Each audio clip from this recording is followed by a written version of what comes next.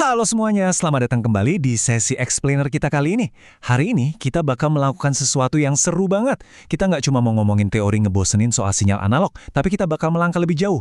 Kita akan merangkum materi yang ada, menyusun rencana produk, dan benar-benar mengubah teori gelombang abstrak tadi menjadi sebuah perangkat elektronik nyata yang bisa kamu rakit sendiri. Udah siap? Yuk, kita mulai!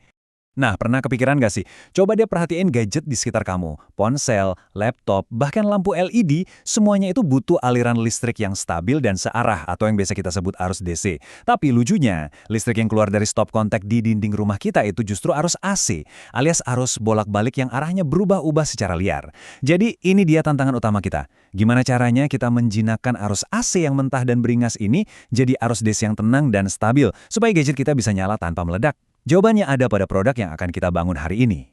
Untuk ngejawab tantangan tadi, agenda kita hari ini cukup padat tapi seru. Kita mulai dari konsep dasar, ngebandingin sistem setengah versus gelombang penuh, menyusun rencana produksi, nyiapin alat dan bahan, masuk ke langkah perakitan, dan ditutup dengan pengujian dan analisis. Oke, kita langsung masuk ke bagian pertama, konsep dasar. Konsep paling fundamental yang wajib kamu ingat adalah rectifier, atau bahasa Indonesianya penyearah. Sederhananya gini, penyearah itu ibarat pintu putar satu arah di lobi gedung perkantoran. Dia menerima arus bolak-balik atau AC yang sangat fluktuatif, yang terus-menerus bergerak maju mundur, lalu memaksanya sedemikian rupa, supaya cuma bisa mengalir ke satu arah aja. Hasilnya, keluarlah si arus searah atau DC ini. Penyearah inilah yang jadi jembatan ajaib antara stop kontak dinding rumah kamu dengan sirkuit sensitif di dalam perangkat elektronikmu. Lanjut ke bagian 2, kita bakal bandingin nih, sistem setengah versus gelombang penuh. Coba bayangin arus listrik AC mentah yang bentuk gelombangnya meliuk naik turun secara simetris. Nah, kalau kita pakai sistem penyearah setengah gelombang, sirkuit ini tuh cuma ngasih izin buat siklus gelombang yang bagian atas saja buat lewat, sementara yang bagian bawah diblokir total. Hasilnya, arusnya memang mengalir satu arah betul, tapi jadinya ada jeda atau celah kosong di antara tiap gelombang. Arusnya jadi berdenyut dan kurang mulus, makanya kurang efisien buat perangkat yang butuh suplai daya yang super stabil. Tapi, bandingin deh sama kecerdasan penyerah gelombang penuh. Gelombang input awalnya sama, tapi outputnya luar biasa. Alih-alih ngebuang siklus negatif yang ada di bawah, sistem ini dengan pintarnya membalikkan siklus negatif tersebut ke atas. Boom! Hasilnya adalah deretan gelombang yang saling bersambung rapat tanpa celah kosong sedikit pun. Garis rata-rata arus DC-nya juga otomatis naik dan jauh lebih stabil dibandingkan sistem setengah gelombang tadi. Gak heran, desain superior ini yang jadi tulang punggung mayoritas sistem catur daya modern kita saat ini. Masuk ke bagian 3, yuk kita mulai susun rencana produksi untuk rangkaian kita.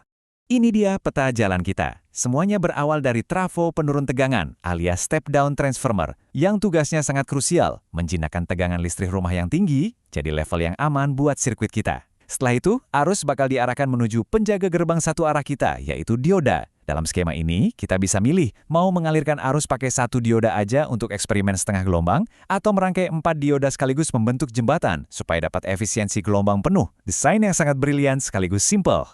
Terus, gimana caranya bikin simbol-simbol abstrak di skema tadi jadi barang nyata? Jawabannya ada pada desain tata letak PCB atau Printed Circuit Board ini. Skema tadi diterjemahin secara presisi menjadi jalur-jalur tembaga.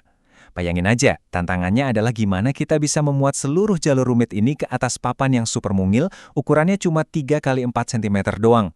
Garis-garis tembaga inilah yang nantinya bakal memandu elektron-elektron mengalir dengan tepat dari trafo, melewati dioda, hingga jadi arus DC yang siap pakai. Bagian 4, kita masuk ke persiapan alat dan bahan. Tentu saja, kita nggak bisa bikin produk rekayasa tanpa amunisi yang tepat. Jadi, siapin alat tempurnya.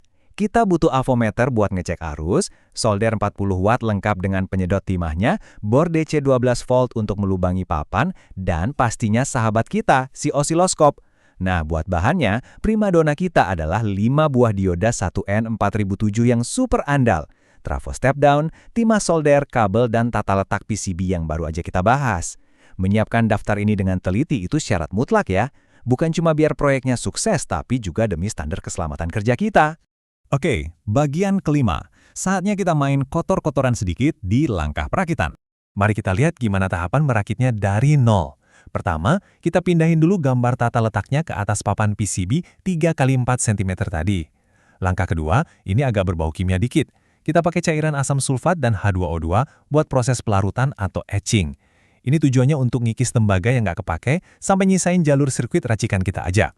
Ketiga, kita bor lubang-lubang untuk kaki komponennya. Dan terakhir, tahap keempat, tinggal masukin komponen kayak dioda tadi, lalu solder dengan hati-hati, potong sisa kaki komponen yang kepanjangan, pasang kabel penghubung, dan voila! Rakitan penyarahmu sudah selesai. Dan akhirnya bagian keenam, pengujian dan analisis produk. Di tahap inilah osiloskop benar-benar unjuk gigi. Kita bakal masukin semua metrik pengujian kita ke dalam sebuah tabel, kita nyalakan sirkuitnya, dan kita lihat apa yang terjadi. Kalau kamu merakit versi 1 dioda, kamu harus membuktikan kalau gelombang keluarnya beneran terpotong setengahnya. Inilah validasi dari sistem half wave. Tapi kalau kamu merangkai 4 dioda, kamu bakal melihat keajaiban di mana gelombang masukan mentah disulap jadi bukit-bukit arus searah yang rapat sempurna.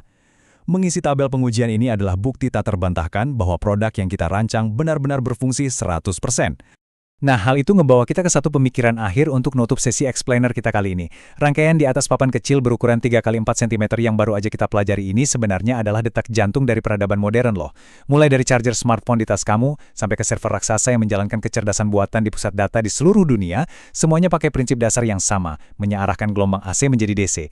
Jadi pertanyaannya adalah, kalau memanipulasi beberapa komponen sesederhana dioda aja udah bisa mengendalikan energi liar semacam itu, bayangin, inovasi gila macam apa lagi yang menanti untuk kamu ciptakan begitu kamu benar-benar menguasai fundamental kelistrikan.